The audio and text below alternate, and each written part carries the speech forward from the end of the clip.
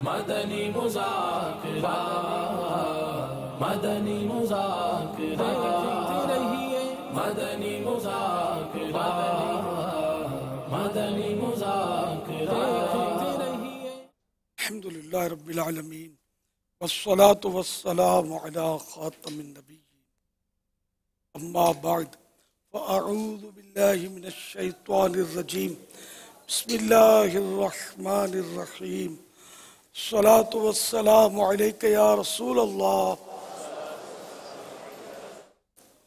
وعلی آلک واصحابک یا حبیب اللہ الصلاة والسلام علیک یا نبی اللہ وعلی آلک واصحابک یا نور اللہ نویت سنت الاعتکاف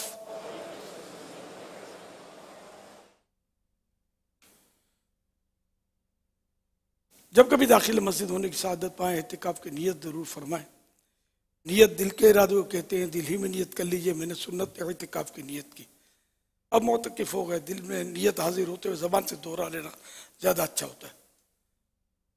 مسجد میں جب تک رہیں گے اعتکاف کی نیت کرنے کے بعد آپ کو مفت کا ثواب ملتا رہے گا، اس کو حاصل کرنا چاہیے۔ جب مسجد سے باہر نکلیں گے تو یہ نفل اعتکاف ختم ہو جائے گا۔ یاد رکھیے مسجد میں کھانا پینا، سونا، سحری، افطار، آب زمزم شریف پینا، دم کیا ہوا پانی پینا، نیاز کھانا وغیرہ اسی صورت میں جائز ہوتے ہیں جبکہ اعتکاف کی نیت کی ہو۔ اعتکاف کی نیت نہیں کی تھی تو اب افطار کا ٹائم آ گیا، افطار مسجد میں کر نہیں سکتے۔ ہاں اعتکاف کی نیت کر لیجئے، اب افطار کر سکیں گے۔ لیکن اگر یہ کھانے پینے کے لیے نیت کی تھی تو ثواب نہیں ملے گا، لہذا بہتر ہی ہے کہ اعتکاف کی نیت کر لیں، پھر کچھ ذکر و درود کر لیں، مثلا 12 بار درود پاک پڑھ لیں، پھر پہلے آپ افطار وغیرہ کریں۔ صلو علی الحبیب صلی اللہ علی محمد۔ میں کہتا ہوں قیامت کے دن حساب سے ڈرنے کے لیے میں کہتا ہوں اللہ تعالیٰ مجھے پکھی بنا دیتا، کوئی پرندہ بنا دیتا تاکہ حساب تو نہیں دینا پڑتا نا۔ اس لیے میں یہ بات کہتا ہوں اگر کرنی چاہیے یا نہیں کرنی چاہیے۔ کوئی حرج نہیں اس میں۔ سیدنا صدیق اکبر رضی اللہ تعالیٰ عنہ کی طرف سے بھی منقول ہے کہ آپ نے ایک بار ایک پرندے کو دیکھا کہ ایک شاخ سے دوسری شاخ پر وہ اڑتا پھرتا تھا، تو آپ نے فرمایا کاش میں یہ پرندہ ہوتا، کیونکہ پرندے سے وہ معاملات نہیں ہیں جو انسان سے ہیں۔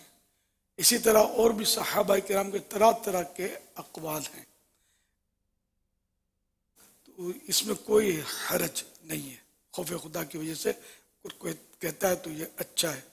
اعلیٰ حضرت رحمۃ اللہ علیہ فرماتے ہیں فکر معاش بد بلا حول معاد جاں گزا، لاکھوں بلا میں پھنسنے کو روح بدن میں آئی کیوں۔ یعنی سماجی معاملات، کاروباری معاملات، خاندانی معاملات، یہ بھی مسائل وہ بھی مسائل، اور پھر یہ کہ مرنے کے بعد لوٹانا، یعنی محشر میں قیامت میں پہنچنا، اور یہ سارے معاملات بڑے ہولناک ہیں اور جان کو گھلانے والے ہیں۔ تو کاش ہماری روح جو ہے، میری روح وہ بدن میں آتی ہی نہیں، یعنی میں پیدا ہی نہ ہوتا۔ بعض صحابہ کرام کے یہ بھی اقوال ہیں کہ کاش ہماری ماں ہی ہمیں نہ جنتی۔ واللہ تعالی اعلم ورسولہ اعلم عز وجل، صلی اللہ تعالی علیہ وآلہ وسلم۔ صلو علی الحبیب صلی اللہ علی محمد۔ میرا آپ سے یہ سوال ہے کہ روزے کی حالت میں دنداسا کر سکتے ہیں؟ رہنمائی فرما دیجئے۔ کر سکتے ہیں، اس میں یہ خیال رکھنا ہو، یعنی عورت کرتی ہے دنداسا تو اس میں یہ خیال رکھنا ہے کہ اس کا ٹیسٹ، کلر، ریشہ وغیرہ کوئی چیز حلق کے نیچے نہ جائے۔ اگر حلق کے نیچے اترتی ہوئی محسوس ہوئی کوئی چیز اس میں سے تو پھر روزہ ٹوٹ جائے گا۔ सल्लु अलल हबीब सल्लल्लाहु अलैहि मुहम्मद। मेरा नाम अवैस तारी है। मेरा अमीर अहले सुन्नत दामन बरकातुहुल आलिया से ये सवाल है। सवाल अर्ज है कि क्या झाड़ू देते हुए नात या हम्द या तिलावत वगैरह इनमें से कोई भी चीज़ मोबाइल पर चला सकते हैं? इसके बारे में अर्ज फरमा दीजिए।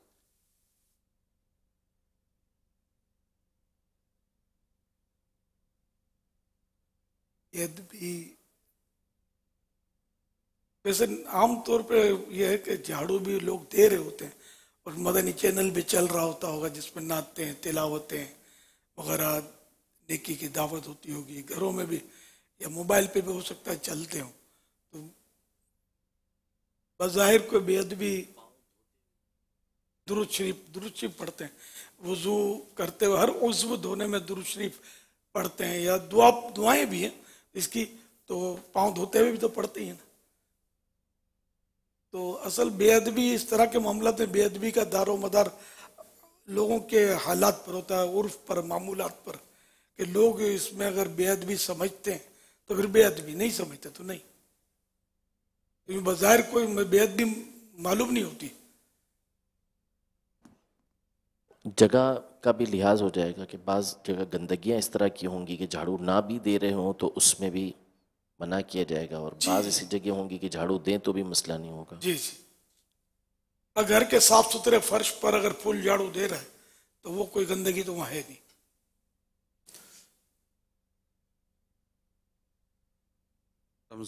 रमज़ानुल मुबारक में एक दिन के अंदर कितना पानी पीना चाहिए, तिब्बी हवाले से भी वगैरह, आप क्या मशवरा देंगे? असल मसला पानी पीने का जहाँ तक है, तिब्बन तो वैसे जनरली 10-12 गिलास बोलते हैं डॉक्टर साहिबान, और फिर अपने मौके की मुनासिबत से होता है। अब जैसे कि गर्मियाँ हैं, पसीना बहुत आ रहा है किसी को, तो इसका मतलब ये पानी इसका निकल रहा है, तो अब इसको इस पानी की कमी पूरी करने के लिए मज़ीद पानी पीना चाहिए। 14 गिलास कर दे, 15 कर दे, मौके की मुनासिबत से। कोई मेहनत मशक्क़त करता है और बहुत पसीना गिराता है, जैसे जो बेगारी करते हैं, मजदूरियाँ करते हैं, भागम भाग करते हैं, तो उनको 17 गिलास 18 गिलास कर दे। इस तरह पानी बढ़ाता रहे कि बदन में पानी की कमी ना आए, वरना फिर मसाइल होते हैं। पानी नहीं पियेंगे तो जिगर में चर्बी बढ़ती है, और भी मतलब मैदे को भी पानी चाहिए। हांडी पकाते हैं तो पानी के बगैर खाली आप बोटी डाल दें तो वो तो बनेगी नहीं, चावल पकेंगे नहीं। पानी तो उसमें पकाने में आमतौर पे पानी तो हर चीज़ में चाहिए होता है। कपड़े भी पानी के बगैर नहीं धुलेंगे तो पेट की सफाई भी पानी के बगैर कैसे होगी? इसलिए पानी तो रात में, अब ये सारा रात में पीना है, रमज़ान शरीफ हो या गैर रमज़ान, अलावा रमज़ान के भी पानी 10-12 गिलास रोज़ के पीने चाहिए। मगर फिर वही मैंने जो बताया कि इस हिसाब से बढ़ाने भी चाहिए, तो इंशाल्लाह सेहत अच्छी रहेगी। वरना गुर्दे बहुत फेल हो रहे हैं आजकल, जिसको देखो गुर्दे की शिकायत किए हुए, गुर्दे में इन्फेक्शन हो गया है, इसमें इन्फेक्शन हो गया है, गुर्दे नाकारा भी बेचारों को हो जाते, फेल हो जाते हैं, डायलिसिस पर आ जाते हैं। इनको पूछेंगे तो आप शायद ये बताएंगे कि हम पानी नहीं पीते थे, 1 गिलास रात में पीते हैं, रोजे में भी। हाँ, तो इस तरह फिर बोलेंगे यार रोजे रख कर कमजोर हो गया, बीमार हो गया। नहीं, रोजा बीमार नहीं करता। सोमू तो हदीस पाक में रोजा रखो सेहतियाब हो जाओगे। हमारी बेहतियातियां बीमार कर देती हैं। खाएं पिए रात में जो मतलब अल्लाह ने दिया है, मगर उसको भी एहतिदाल। खाते हैं तो खाते वो हैं कि फिर जो नहीं खाना चाहिए, जो करना, जो पानी पीना है वो नहीं पीते, खाते सब है। सल्लु अलल हबीब सल्लल्लाहु अलैहि मुहम्मद। और सोशल मीडिया पर सवाल आया है फेसबुक पेज पर कि जो हमारे बड़े बुजुर्ग रोज़ा नहीं रख सकते, क्या माह रमज़ान के बाद हम उनकी जगह हम रोज़े रख लें? नहीं, रोजे में कोई नयाबत नहीं है। कोई दूसरा एक के बदले दूसरा रोजा नहीं रख सकता।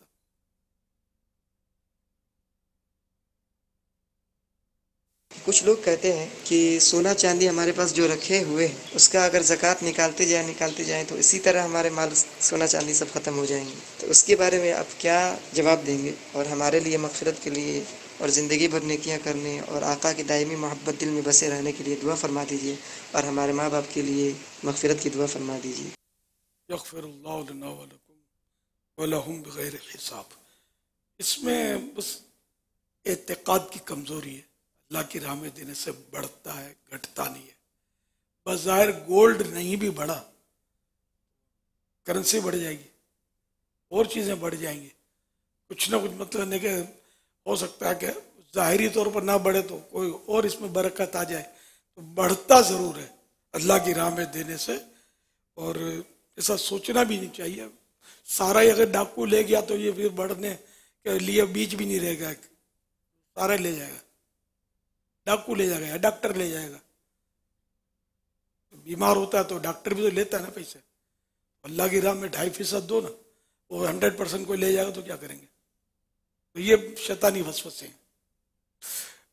वल्लाहु तआला अअलम व रसूलुहु अअलम अज़्ज़ व जल्ल व सल्लल्लाहु तआला अलैहि व आलिहि वसल्लम।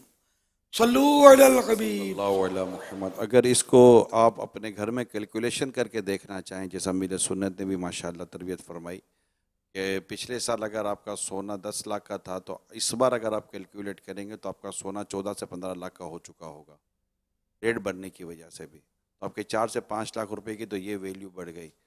पिछले साल अगर आपने 25,000 का ज़कात दी होगी तो इस साल आपकी 30,000 की अगर ज़कात बनती तो ज़कात में 5,000 का इजाफा हुआ और आपके सोने की कीमत के अंदर 4 से 5 लाख का इजाफा हुआ। तो अल्लाह पाक आपके माल में, आपके रिस्क में, आपकी चीज़ों में बरकत अता फरमा देता है अगर हम इस पर गौर करें। ये एक ज़ाहिरी कैलकुलेशन करके मैंने आपको बताया कि अगर आप घर में भी देख लेंगे तो आपको ये फ़र्क नज़र आ जाएगा। जब गाने बाजे चल रहे हो तो हम जिक्रुल्लाह कर सकते हैं? गाने बाजे चल रहे हैं वो अपनी जगह पर चल रहे हैं, ना आप इससे खुश हैं ना आपने चलाए हैं, और अब अपना काम कर रहे हैं और बिस्मिल्लाह पढ़ी तो क्या हर्ज है? नमाज भी तो पढ़ी रहे ना। बाजों का जैसे अब एयरपोर्ट पे जाओ तो नमाज का टाइम हो गया, गाने बज रहे होते हैं, नमाज भी पढ़नी होती है, अल्लाह और रसूल का नाम भी लेना होता है। हवाई जहाज में अब गाने म्यूज़िक चल रहे होते हैं, अब क्या करे आदमी, सवारी की दुआ पढ़े कि नहीं पढ़े, अल्लाह रसूल का नाम ले के ना ले।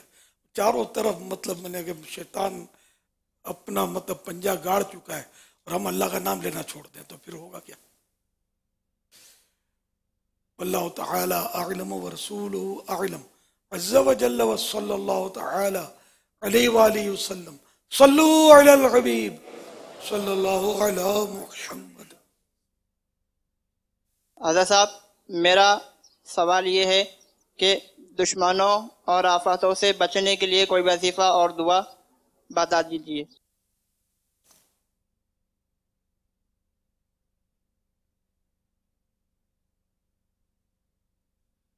या सलामो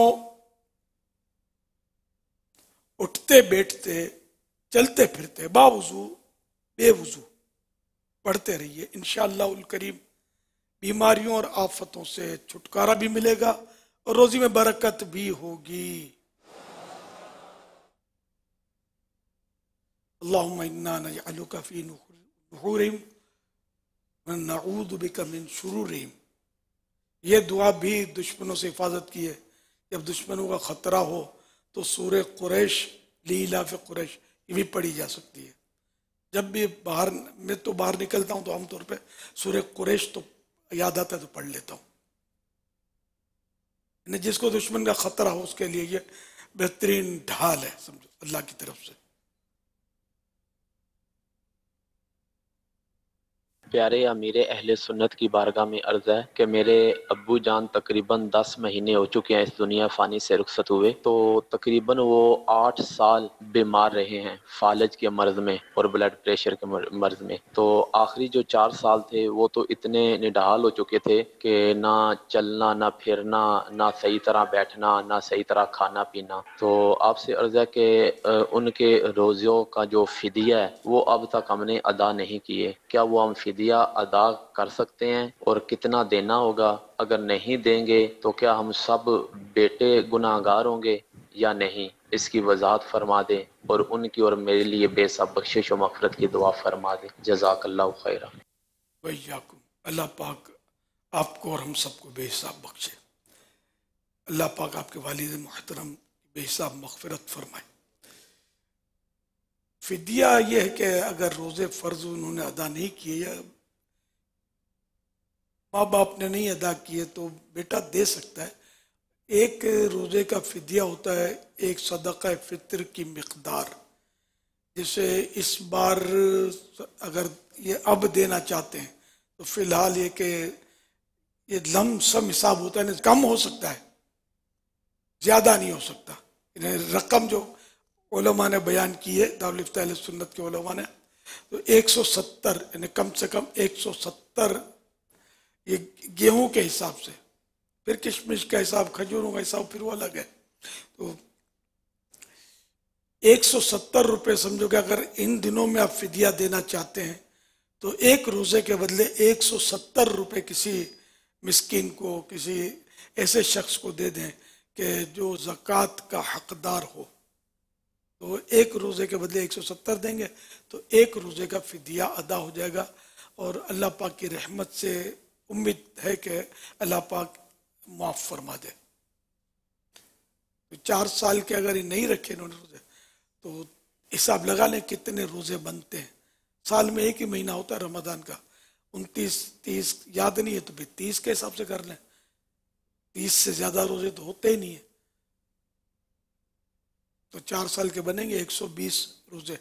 اگر 30 کو ہم سپوز کرتے ہیں تو 120 صدقہ فطر کی مقدار میں اب دے دیں. اور یہ کہ نہ دیں تو اولاد گناہگار تو نہیں ہے نا، جبکہ وصیت نہ کی ہو. وصیت اگر کی ہے تو اولاد کے لیے جو بھی ورثہ ہیں ان کے لیے ضروری ہے کہ ان کے 1/3 مال میں سے ادا کر دیں، 1/3 مال میں سے. مثلا انہوں نے 60,000 چھوڑے تو 20,000 میں سے وہ فدیہ آپ ادا کر دیں. اچھا، اب اپنے پلے سے دینا چاہیں تب بھی دے سکتے ہیں. تو اب انہوں نے وصیت نہیں کی، کوئی بات نہیں، آپ ان کی طرف سے اگر فدیہ ادا کر دیں گے امید ہے کہ ادا ہو جائے گا، ثواب ملے گا، مگر گناہ گار نہیں ہوں گے. واللہ تعالی اعلم ورسولہ اعلم عز وجل صلی اللہ تعالی علیہ وآلہ وسلم.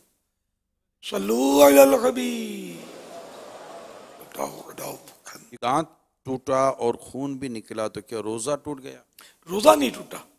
خون کا اگر حلق سے نیچے اترا، ذائقہ محسوس ہو گیا، معمولی سا بھی اترا، ذائقہ محسوس ہوا، تو اب روزہ ٹوٹ جائے گا. اس لیے دانت نکلوانے کا جہاں تک ہے نا تو وہ رات میں نکلوائیں. لیکن اس میں بھی جیسا دانت، داڑھ جو ہے نا، داڑھ نکلوانے سے اس کا خون زیادہ تجربہ یہ کہ نکلتا ہے اور پھر وہ گھنٹوں بند نہیں ہوتا. اب یہ بھی ہو سکتا ہے اپنی اپنی کیفیت کے مطابق ہوتا ہو اور حلق سے نیچے تو جاتا ہے، اس کو روک ہی نہیں سکتے آپ. خون اگر تھوک سے غالب ہے یا تھوک سے غالب ہے خون یا برابر ہے تو مطلقاً اس کا اترنا توڑ دے گا، اور اگر کم ہے اس کا ذائقہ محسوس ہوا ہے تو روزہ ٹوٹ جائے گا. روزے کی حالت میں دل کے مریض کا زبان کے نیچے گولی رکھنے سے کیا اس پر بھی روزے پر کوئی اثر پڑے گا؟ روزے گولی پگھلے گی تو حلق سے نیچے ہی جائے گی، روزہ تو ٹوٹ جائے گا.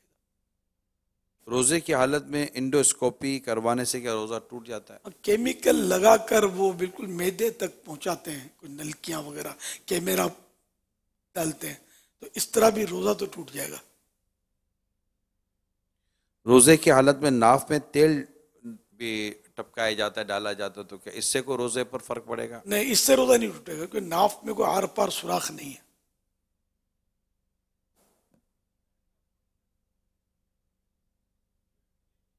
میرا سوال یہ ہے، اگر کان اور ناک کی دوائی شہری میں ڈالی گئی ہو اور شہری کا ٹائم ختم ہونے کے بعد حالت میں اس کا ذائقہ ہو تو کیا روزہ ٹوٹ جائے گا؟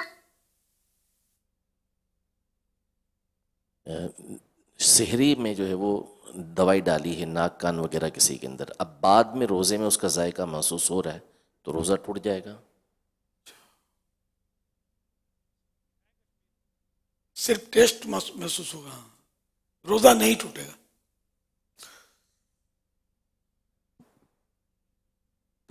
یہ ہماری اوبی وین کشمیر میں ہٹیاں بالا علاقے وہاں پر موجود ہیں، اور وہاں پر جو بچے ہیں کچھ وہ اپنے پاس یہ لے کر بھی ہیں، کچھ لکھا ہوا بھی ہے انہوں نے اپنے پاس. دکھائیں. یہ امیر علیہ سنت کا مدنی چینل کی 14ویں سالگرہ مبارک. فیضان مدنی چینل جاری رہے گا. ہم مدنی چینل کا شکریہ ادا کرتے ہیں.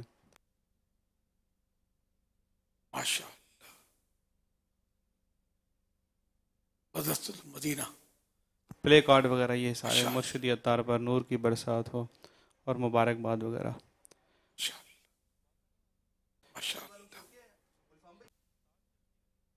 مرحبا.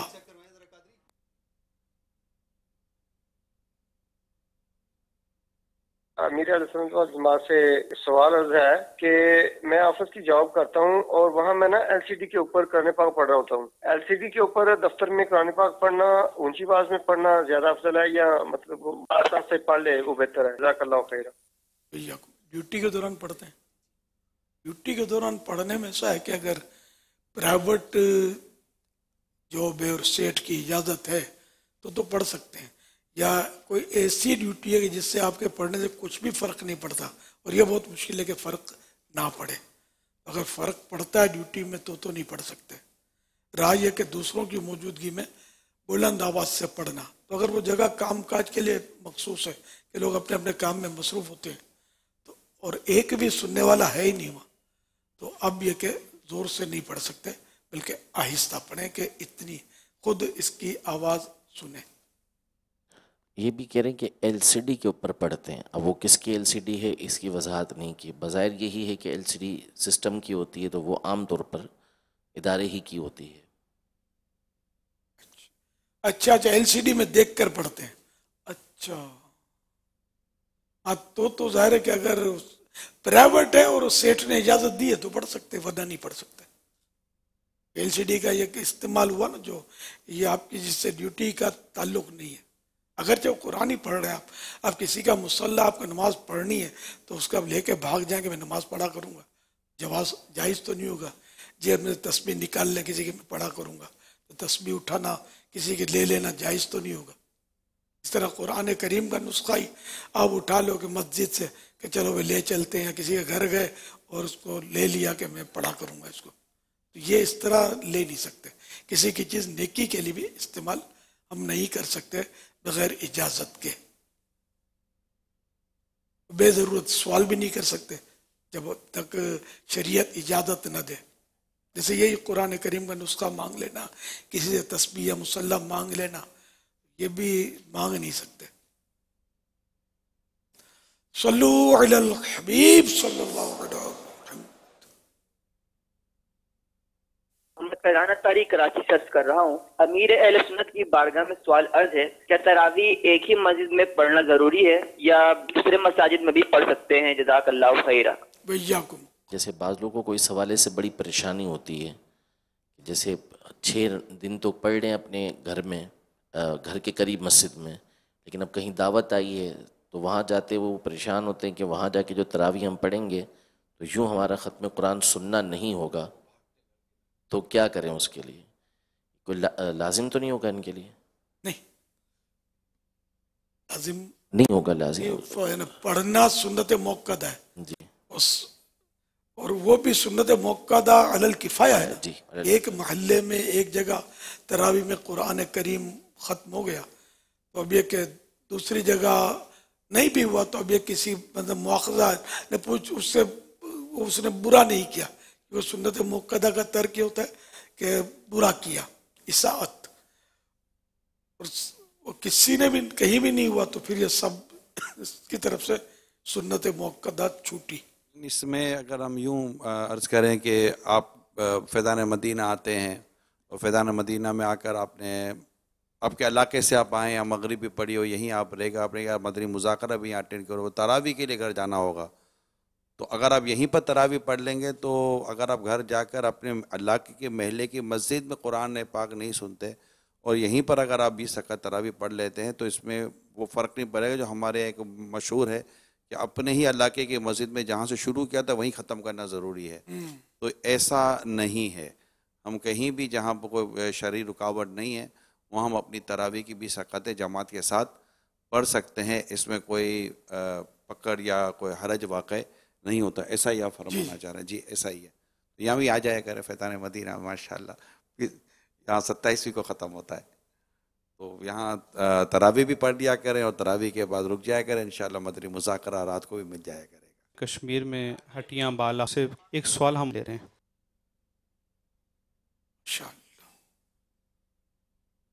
ایک سوال ہم وہاں سے لے رہے ہیں. وحید احمد خان میرا نام ہے, ہٹیاں بالا کشمیر سے بول رہا ہوں. وحید احمد خان میرا نام ہے. سوال عشرہ رحمت کو عشرہ رحمت کیوں کہا جاتا ہے؟ اس میں رحمت کا خصوصی فیضان ہے, نزول ہے, اور حدیث پاک میں اس کو رحمت کا عشرہ فرمایا گیا ہے کہ اولہ رحمت. یہ حدیث پاک میں الفاظ ہے. تو اس کا اول یعنی رمضان کا اول یعنی شروع کے 10 دن یہ رحمت ہیں.